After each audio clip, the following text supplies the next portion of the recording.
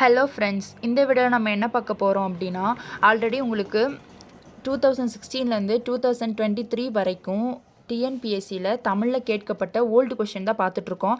இந்த சீரீஸில் நம்ம இது 3வது வீடியோ. ஆல்ரெடி 2 வீடியோ அப்லோட் பண்ணிட்டேன். பாரதியாரும் பாரதிதாசனும் பற்றி அப்லோட் பண்ணிட்டேன். இது இப்போது தமிழ் அறிஞருக்கும் தமிழ் தொண்டும் டாபிக் தான் பார்த்துட்ருக்கோம்.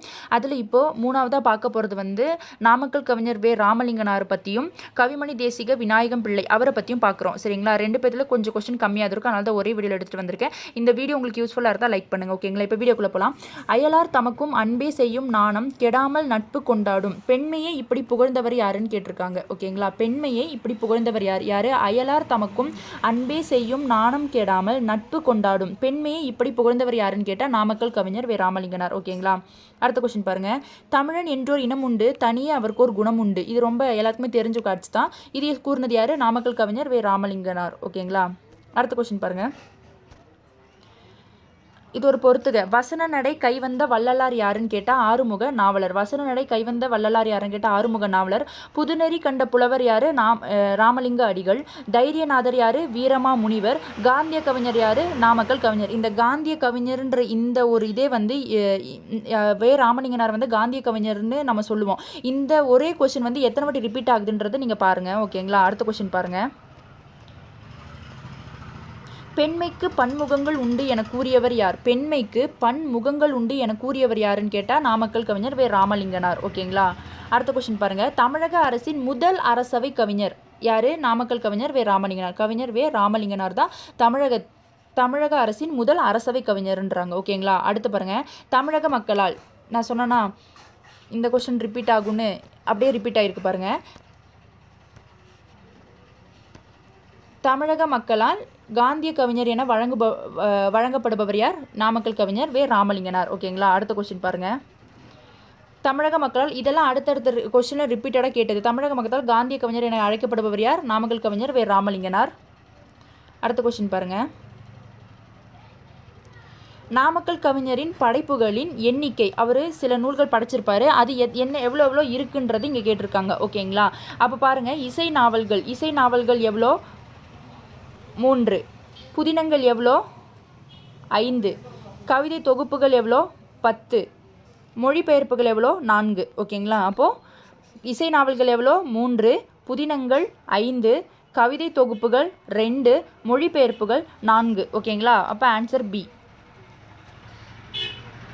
அடுத்த கொஸ்டின் பாருங்கள். கீழ்கண்டவற்றுள் நாமக்கல் கவிஞரின் கவிதை தொகுப்புகளை மட்டும், நாமக்கல் கவிஞரோட கவிதை தொகுப்புகளை மட்டும் தேர்வு செய்கன்னு சொல்லியிருக்காங்க. இதில் எது நாமக்கல் கவிஞரோட கவிதை தொகுப்பு? திருமலர், இசைமலர், சமுதாய மலர், பல்சுவை மலர். மேக்ஸிமம் இவரோட தொகுப்புகள் எல்லாமே மலர்னே முடியும். அப்படி நீங்கள் ஞாபகம் வச்சுக்கலாம். மலர்னு முடிஞ்சாலே அது யாருது அப்படின்னு கேட்டால் நாமக்கல் கவிஞரோட. சரிங்களா? நாமக்கல் கவிஞரோட கவிதை தொகுப்புகள். ஓகேங்களா? இதில் ஏதாவது ஒன்று கொடுத்து கூட நாமக்கல் கவிஞரோட கவிதை எதுன்னு கேட்கலாம். ஓகேங்களா? அப்போது திருமலர், இசைமலர், சமுதாய மலர், பல்சுவை மலர். ஓகேங்களா? அடுத்த கொஸ்டின் பாருங்கள்.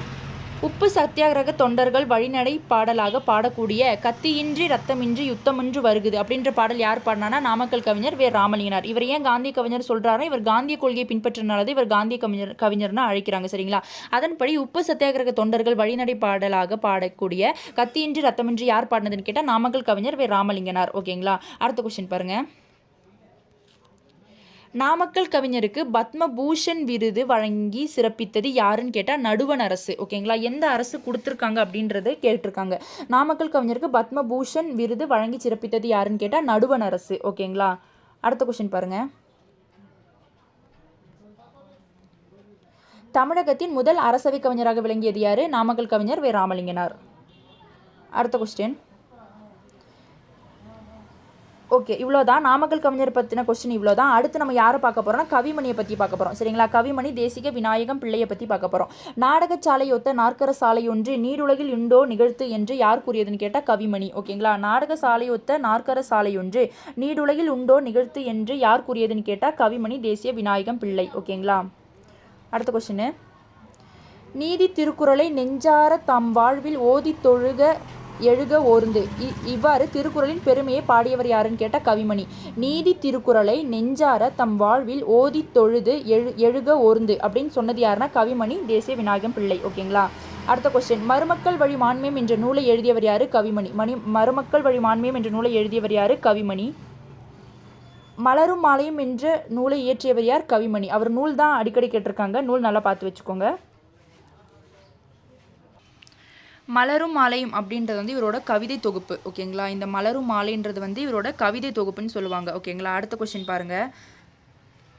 காலை மாலை உலாவினிதம் காற்று வாங்கி வருவோரின் காலை தொட்டு கும்பிட்டு காலன் ஓடி போவானே என்று பாடியவர் யாருன்னு கேட்டிருக்காங்க? கவிமணி தேசிய விநாயகம் பிள்ளை. ஓகேங்களா, அடுத்த கொஸ்டின், சாலைகளில் பல தொழில்கள் பெருக வேண்டும், சபைகளில் தமிழெழுந்து முழங்க வேண்டும் என்று பாடல் வரிகள் இயற்றிய கவிஞர்? கவிமணி.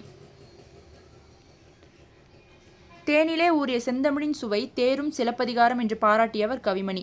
தேனிலே ஊறிய செந்தமிழின் சுவை தேரும் சிலப்பதிகாரம் என்று பாராட்டியவர் யாருன்னு கேட்டால் கவிமணி தேசிக விநாயகம் பிள்ளை. அடுத்த கொஸ்டின் பாருங்க.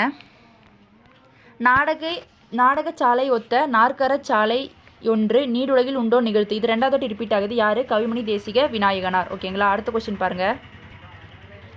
கல்லை பிசைந்து கனியாக்கும் செந்தமிழின் சொல்லை மணியாக தொடுத்து என்ற தாலாட்டு பாடலை பாடியவர் யாருன்னு கேட்டிருக்காங்க? கவிமணி. ஓகேங்களா, இது எந்த வகையில் வருதுன்னு பாருங்கள். இது தாலாட்டு பாடல். அடுத்த வாட்டி இப்படி கொடுத்து கூட கேட்கலாம்.